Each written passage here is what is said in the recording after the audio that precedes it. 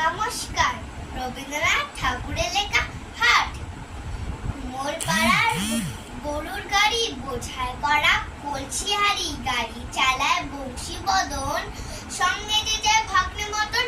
হাট বসেছে শুক্রবারে, বক্সিগঞ্জের পদ্মা পারে, জিনিসপত্র ঝুটিয়ে এনে গ্রামের মানুষ বেচে কেনে।